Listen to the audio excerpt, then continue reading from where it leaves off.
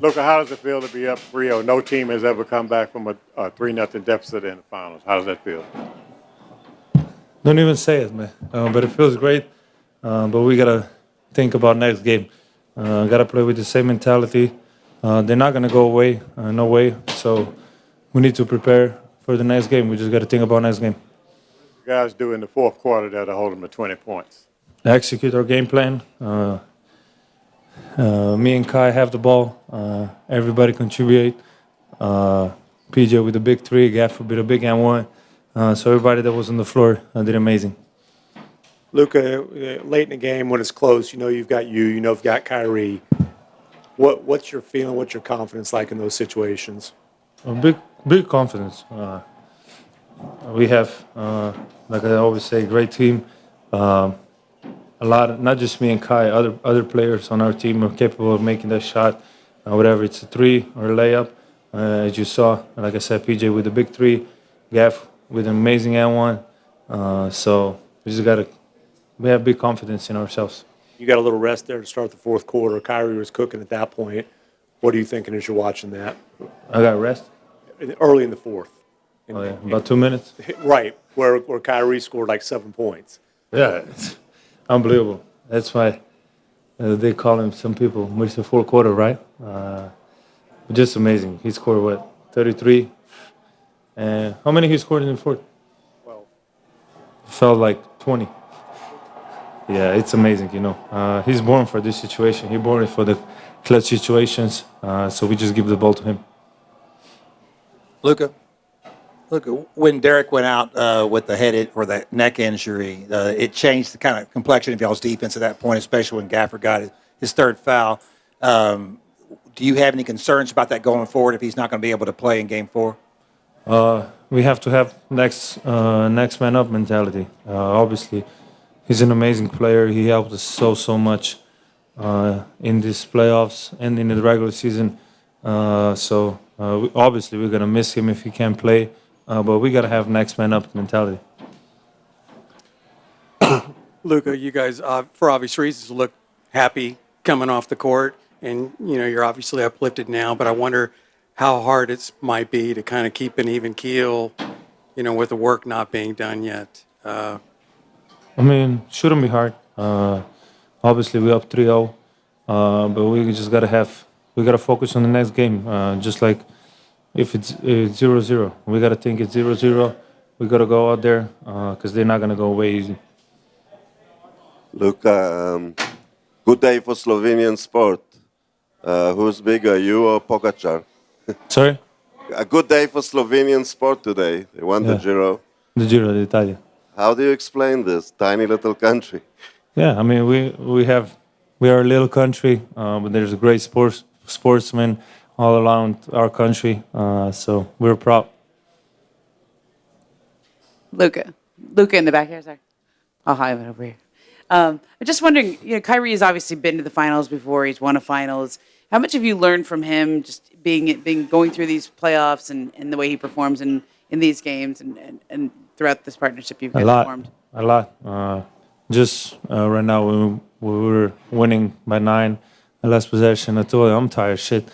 And he told me that's the way it's supposed to be, And it's just he brought that calmness to our team, to me, the maturity, and it's been unbelievable to have him on our team. Just learning from him every day, positive energy always. So just a blessing having him on our team. Where do you think that calm comes from within him? I don't know. You should ask him that. But I don't know. That's a question for Kai. Faltando 7 minutos en el último cuarto, juntaste al equipo, a los 5 que estaban en cancha y les hablaste. ¿Qué les dijiste en ese momento? Porque creo que fue clave para mantenerse en el partido y sacar la ventaja. Siempre hablamos de estar positivos. Sabemos que otro equipo van a meter canastas y entonces en este momento los junté a todos y decir vamos a ganar este partido estando juntos. Y desde ese momento estábamos juntos y así ganamos el partido. Luka, you guys went 26 of 31 from the free throw line right here. You guys went 26 of 31 from the free throw line. You specifically 8 of 10 from the line. I know Jason emphasized after the last game. Let's make our free throws. Just was there an asserted effort to get to the line tonight and knock those down? We were just trying to play aggressive, getting downhill. They're one of the best teams for protecting the rim. But if you go aggressive, they're gonna foul you or let you go. So we gotta keep being aggressive in the paint. Luka, obviously you talked a little about Derek's importance. Was there a sense in the team of just wanting to make sure you won it for him? Yeah, I mean, I went back there and I told him we got your back, but he was pretty shaken up. So I hope he's gonna be okay, man. I know you guys are a team, but in a situation like that where you're down a key starter, you have Maxey out, how much do you just know going into a fourth quarter that it falls on your shoulders as much as anybody else? I mean, yeah, those are two big players for us, especially energy-wise. They give our team a lot of energy. So we just go out there. Like I said, we have to have next man up mentality. Injuries are part of sport. They're terrible, but they're part of sport. So we just got to have next man mentality. I believe you had 5 steals and 1 block. What did you see out there? Like, you pulled the chair in the post and to force a steal one time, and you tied up a loose ball. Just what did you see out there to make defensive plays like you did? Just trying to bring energy to our team. I think in the third quarter, Anthony Edwards got it going. We kind of had to stop him. Just trying to bring a lot of energy on defensive end, which is gonna win us games. Thank you. Kyrie, we talked to Luka earlier about your performance in the fourth quarter. He said you were born for these moments, called you Mr. Fourth Quarter. So for one, I guess what does it mean to hear your teammate talk about you like that? And in that fourth quarter, is it just something as simple as does a switch flip on to you? Or why are you so comfortable in these moments? I appreciate his words. Luka's funny, man. I feel like we're both born for this, if you ask me. But it's just basketball, man. It's you got to give the game what it needs at times, and I felt like in that fourth quarter we had a good run going, and those guys were pressuring the basketball up the floor. So when we got into the paint, I felt like we just had to convert, get a few stops. We were playing back and forth game for a little bit with them, but I had confidence in our guys when we got stops in that fourth quarter and we got on transition. We just had to continue to push and get some easy ones, and then down the stretch, that's where we make our money, man. Since All-Star break, we've been up there with some of the top teams in the league. We're finishing clutch games. We have a great clutch record. So I think we have that poised now, and we're showcasing just our skill sets out there that a lot of teams have to guard. The depth that we have, a lot of teams have to guard each one of us, and you got to pick your poison. So in the fourth quarter, when I'm being aggressive, I know it opens opportunities not only for myself but for my teammates. Kyrie, you're known for being a historian of the game right here. Thank you. I'm one of few. I'm one of the few that are actually a historian of the game at my age. Yeah, go ahead. With teams being 154-0, undefeated, when they go up 3-0, just what's the significance of that stat, and how does that feel just being 3-0 in this position right now? It means absolutely nothing right now. That's not even something I'm thinking about. Going into Game 4, it's still 0-0. And that's the type of motivation and mentality we have in that locker room. It's not just me. We feel like the job isn't finished, and we're going against one of the greatest teams in the world. They still have the capability of beating us on any given night, and we have to treat them like that. So, it's a time to celebrate after the game, but once I get up here, it's on to the next thing and thinking about my recovery work, putting my kids to bed, watching film, and just getting ready for this war, man. War-like battle that's going to come next game, so got to appreciate where we are, but at the same time, don't take it for granted, and don't take the other team for granted, because they're pretty sure they're going to watch this interview. They're going to study all our habits and see if we, lay down a little bit and get comfortable. I don't want to get comfortable at all. I want to push forward even more so and have our best game 4, and live with the results after that. Kyrie, in the fourth quarter, you don't show any emotion. You stay focused all the time. And how do you manage to stay in the zone for so long? Yeah. No, thanks for talking. Thanks for speaking. I know you were giving your best. The fourth quarter is, it's just you get a chance to see your competitors' emotions. You get to see what they're made of. You get to see the plays that they run in the clutch, and it's just a chess match. So I think that's the approach I take throughout most of the game, but especially in the fourth quarter when the game is in the balance. They're taking the lead, we're taking the lead. There's a few foul calls that are called that slows the game down. But you just got to pay attention to all the little things. And, I feel like you put yourself in a great position. And also when we come into our huddles, whether we're on the floor or whether in timeouts, we are constantly communicating and we're constantly giving each other that reassurance and confidence that, we're a good team too, and we got to finish the job. Kai, you mentioned Luka's also born for those clutch situations. What do you see that makes him uniquely suited to be a closer, especially at this stage?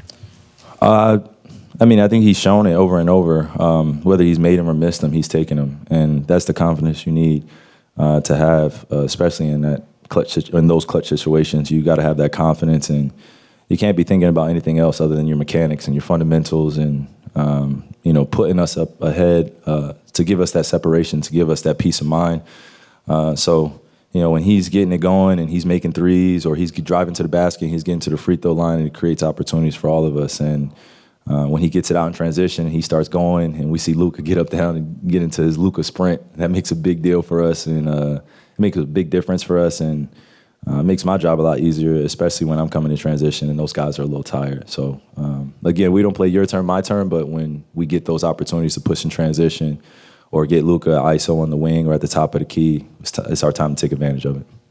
Kyrie over here. Y'all have gone up against, two of the top 3 seeds in this playoffs. You guys look like you're the favorite, though, like the way you're playing, just so much confidence. What goes into that mentality? What exactly are you? Just a confident mentality despite being an underdog in a lot of the series that you've played.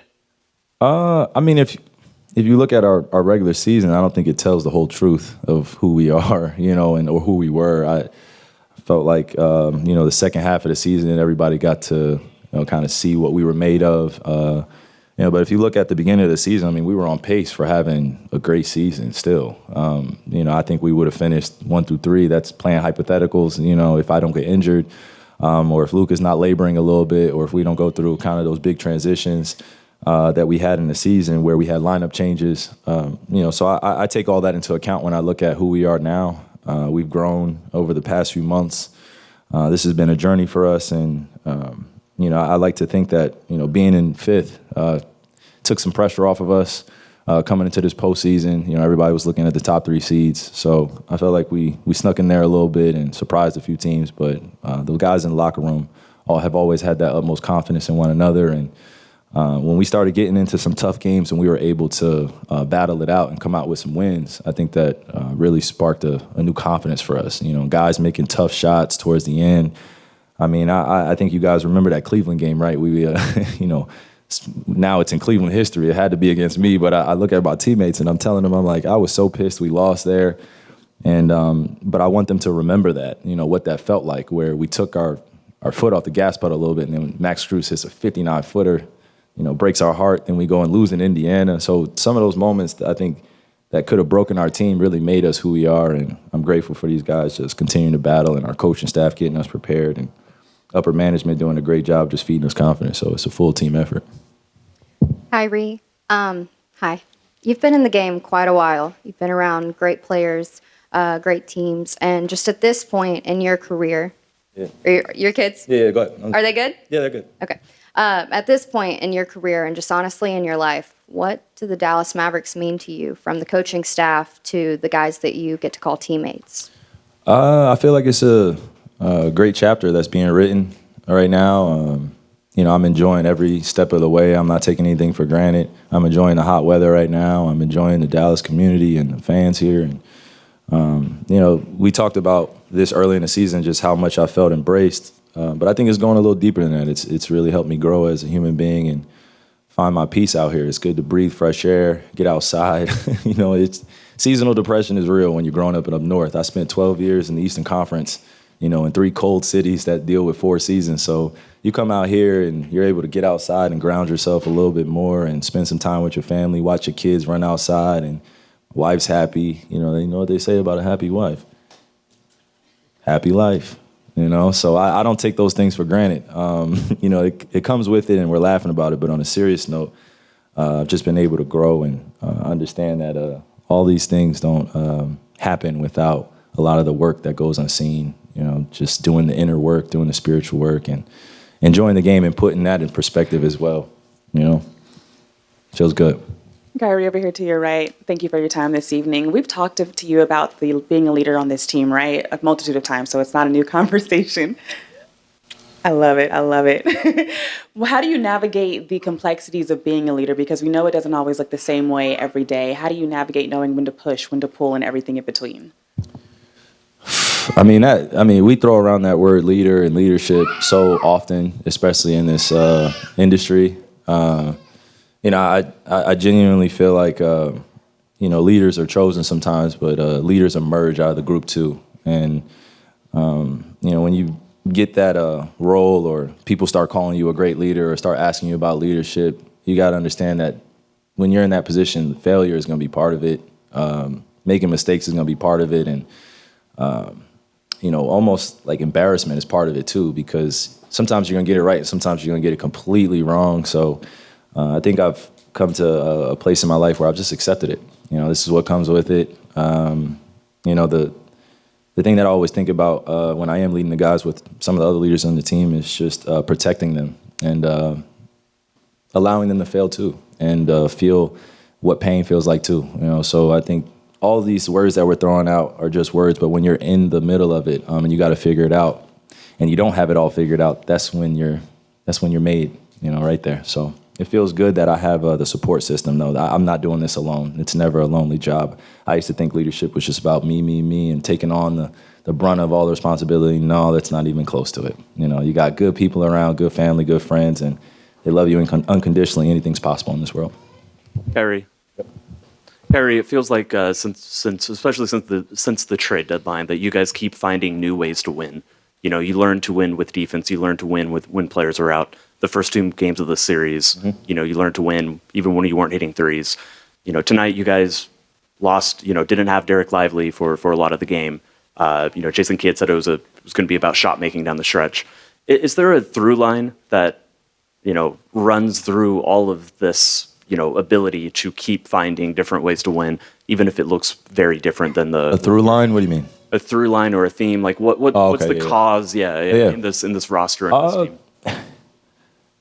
You got some, yeah. I mean, you got some. As we say, we got some bad MFers in that locker room, man. We got some guys that don't care about doing the dirty work and doing the little things for us to win, and have always preached selflessness in our locker room. And this was before I even got here. So when I got here, the culture was still being birthed a little bit, and you know, you look at their success before I got here, Western Conference Finals, and then me and Luka get together, and you know, we're trying to figure out our tandem, and then we come into the season. I think a lot of us took that as motivation and wanted to be in the best shape possible.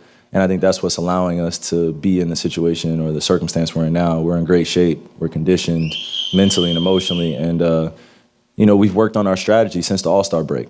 And I think that's helped. We've built trust. And every day that we go into practice, we actually hoop against each other. We play. Not a lot of teams still practice hard, you know, so I think we're very old school in our mentality, and we're led by Jason Kidd. He reminds us that, you know, the older eras that came before you, man, just go study them, go watch them, go study some of the greatest to play, and not the greatest to ever score, but the greatest to play games, you know, the Robert Ory's, the Scottie Pippins of the world. Go study some of the guys that don't get recognized as the main guy, you know what I mean? And once you play that role and you get used to it, I think winning becomes the most important thing. So we just want to be remembered as a great team and not just great performers and individual accolades. You know, that'll come, but we just want to be remembered as a great team that put defense first.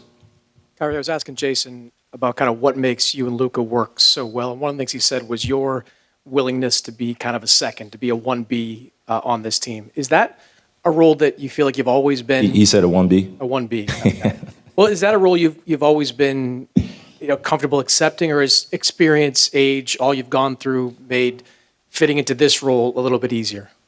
To be honest with you, I don't care. At this point in my life, being a 1A or 1B or being seen as a second option, I leave that for, you know, the words that everybody throws around. I just look at it as just winning basketball, doing the little things, what it takes, man. And, ever since I was young, I've always felt like I'm one of the best in the world because I'm able to play with other great players. I don't ask for the ball, I demand it. I will play defense. I will do all the other things that don't show up in the stat sheet, and that's always what I've wanted to be remembered as. Everything else that people have thrown on my career has been up to them and what they've seen, and I have to take that. I have to take that fair criticism. But how I feel as a person when I go out there is a confident MFer that will play with the best of the world. I don't care who's out there. It could be Wilt, MJ, Steph, Bron, whatever team. And I feel like, if I get a few of my friends from around the way, hey, we might not have a chance that day, but, I think just enjoying the game and the competition is what comes with it. So that's really what I'm getting at. It's just enjoying the competition and enjoying, the failures and the success that come into. Right here, Kyrie. Last question or another question. I appreciate it. I put my kids oh, my bad. I apologize about that. So, of course, you're a student of the game when it comes to history. How do you just take in, the accolades when people talk about you and Luka as possibly the greatest backcourt in NBA history? Thank you. Who said that? It's a lot of talk about that. It's a lot of talk that you and Luka possibly the greatest backcourt in NBA history. I mean, it doesn't mean anything if we don't win a ring together, and I say that very responsibly too. Not saying that we aren't great now, but there are other backcourts that are more deserving right now for that recognition. And I think once we put a good run together and we could look back on it and reflect on it, then that'll be our time. But right now, I want to show a lot of respect to the guys that have come before us and have actually did it. And our time will come. We just got to keep putting in the work and continue to feed each other that positive affirmation and energy, and we'll go from there, man. But right now, we're just focused on enjoying the moment, enjoying how well we're playing as a team. And, you're seeing some special basketball from me and Luka, but we wouldn't be here without our teammates. So full-on team success, man. You guys get home safe. Enjoy Dallas. PJ, I imagine that early in your career, you probably wondered what a playoff atmosphere was like.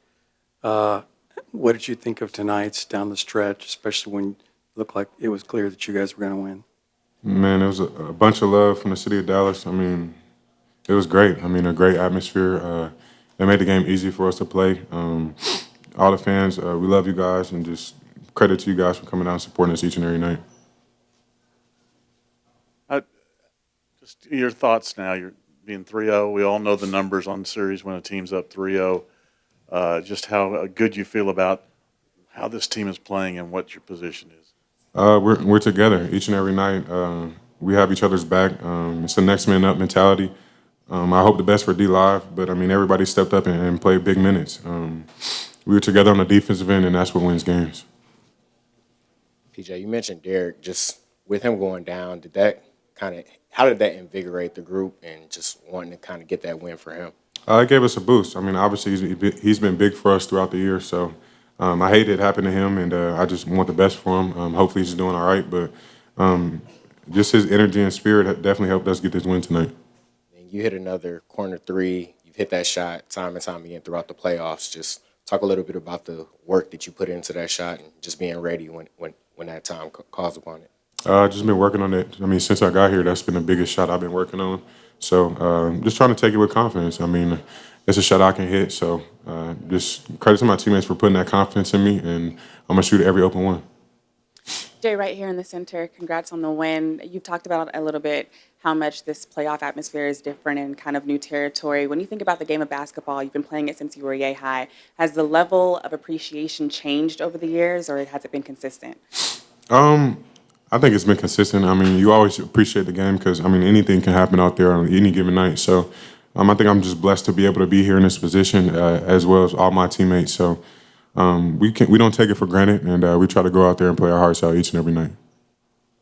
PJ, you talk a lot about how much your family and your faith means to you. Every single game you've spent pregame with your dad. He's watching you shot for shot. You guys do your tradition of walking off the court together. How special is this for you to give these moments to your dad? And what does he mean to you? He means the world. I mean, he's been there for me since day one. We used to be in the gym, just me and him, and my little brother just working, just trying to get to this point one day. So, I mean, it means the world.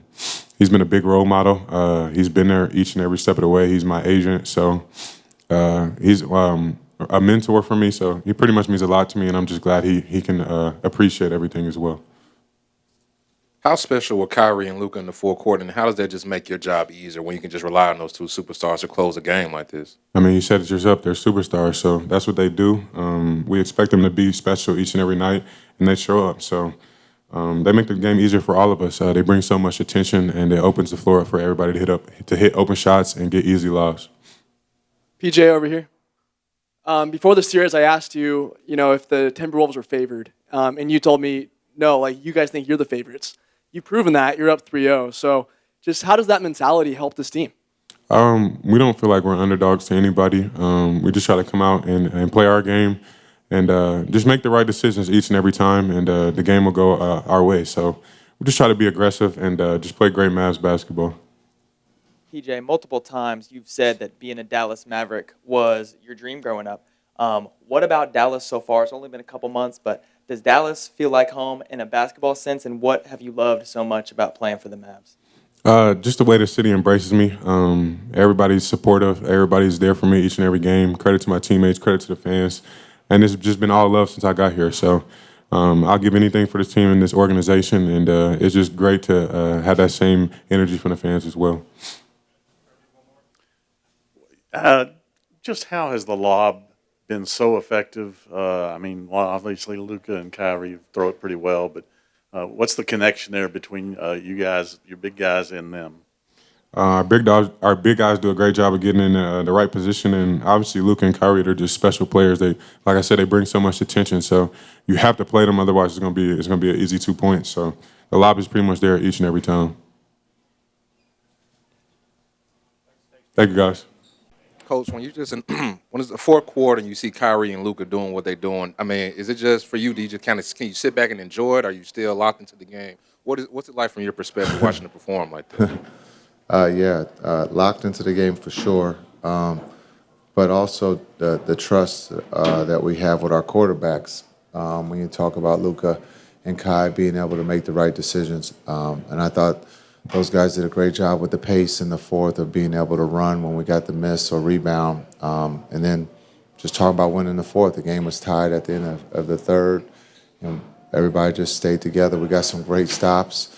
We had some turnovers there in the fourth, but no one went sideways. Everybody just stayed positive. And again, the trust of Luka and Kai with the ball, they made some great plays. Finding teammates, but also being able to knock down shots when we needed them.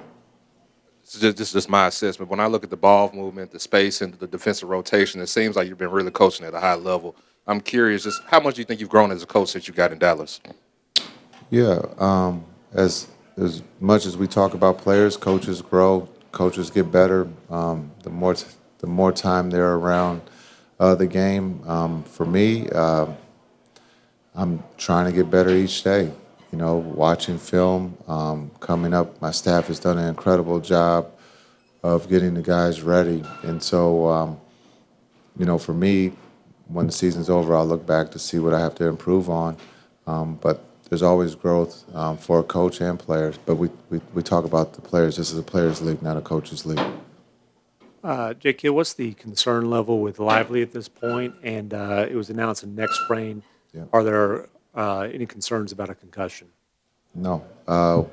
First, it was announced it was a neck sprain, so we'll see how he feels tomorrow. Coach Kidd, Jaden Hardy is someone who you've employed as kind of that third. Go ahead. So I didn't think he was going to ask another question, but Jay Hardy's been someone who you've employed as that third ball handler off the bench. What about his minutes recently in this series has impressed you the most? When you look at Hardy, just his preparation, he's just being ready, just understanding that we trust with him having the ball to be able to play make or to score, and he's done that in this series at a high level. He's also part of the special teams defensive group, so just looking at his growth, and he's grown up extremely fast in this playoff series, but just understanding he's picking up a teammate maybe that isn't playing well. And so, again, he's doing it at a high level, and there's a lot of trust with his teammates and coaches when he's out there.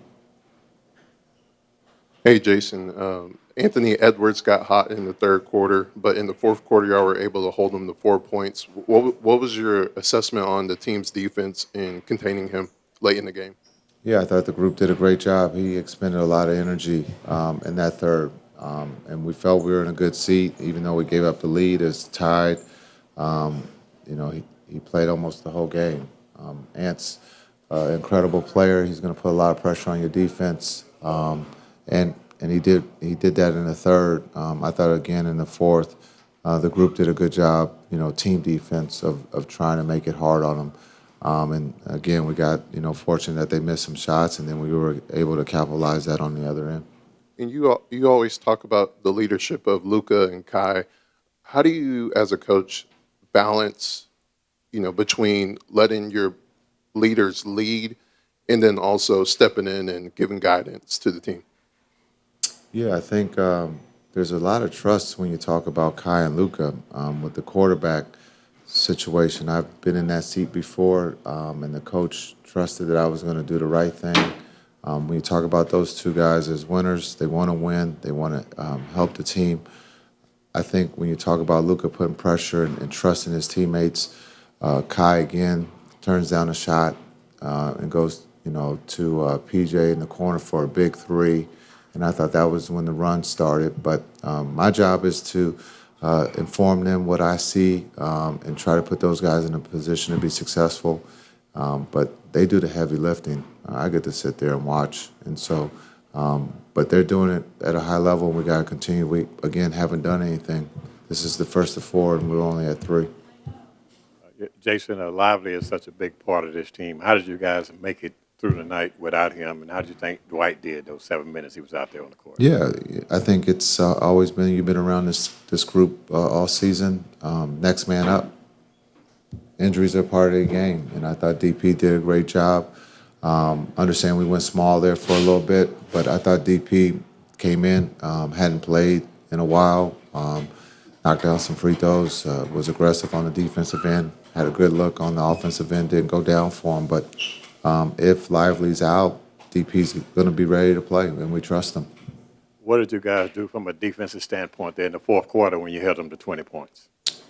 Yeah, I think sometimes you look at the defense, we're trying to protect the paint. Also, we're trying to guard the three-point line. Minnesota is a very good team, and they can stretch you out. And I thought the extra effort tonight was at a high level. And again, our defense wasn't perfect, but we got the misses when we needed to, and got the rebound. And that's the big thing we've talked about as a group. Our defense we feel is pretty good, but a lot of times we come up and we don't get the defensive rebound. But I thought tonight in the fourth quarter we did a really good job. Jason, you just mentioned the small ball. What were you seeing when you chose to go to that early in the fourth quarter? Then what were you thinking? What were you seeing when you went back to Gafford as the main center? Yeah, we were going to use PJ as the new sprinter with Gaff. We were just going to rotate the bodies at the 5, and so PJ was the next one up to be in that situation and to go small. They were small too, so this was going to be a battle of shot making. Who was going to be able to make shots?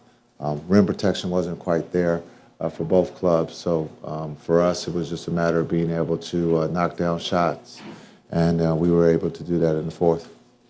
Since the trade deadline, you guys have kept finding different ways to win, whether it's games where you don't hit as many threes as usual, games led by the defense, games where players are injured. What gives this team its ability to adapt to different styles of play and just still come out with results anyway?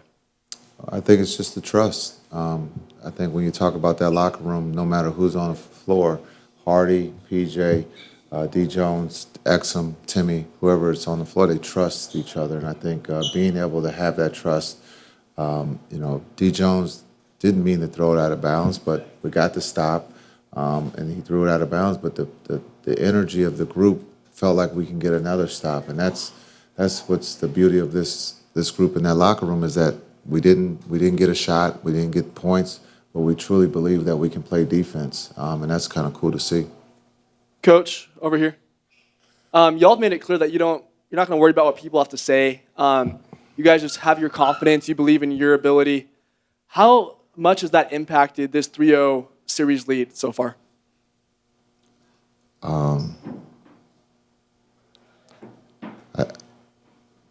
We're just playing the game. We're trying to go out and win and put our best foot forward. We're playing a very talented and well-coached Minnesota team. I don't think we're on any platforms reading. We're just actually a group that loves to play the game of basketball on the biggest stage. So we leave it to you guys to write the stuff and talk about it. We just answer the questions and we keep it moving. And that's what's kind of cool about this group. Jason, Kyrie and Luka both had 30-plus tonight. Third time this postseason they've had in the same game. That hasn't been done with the backcourt in about 50 years. Not all star pairings work. In your mind, why does this combination just seem to work so well? Well, I think when you talk about maturity, skill set, they fit. Kai's been around the block. He's been with great players. He doesn't mind being second or 1B. You just don't find that a lot of times in this league, and understanding that he will show when he needs to show, and he's done that with Luka this season. He's patient, he's calm, his energy is in a positive place. He loves Dallas, he loves this group of guys. He's mentoring the younger guys of what it means to be a pro. So, there's a debate out there, is this the best backcourt in NBA history? It's kind of cool. Doesn't happen all the time.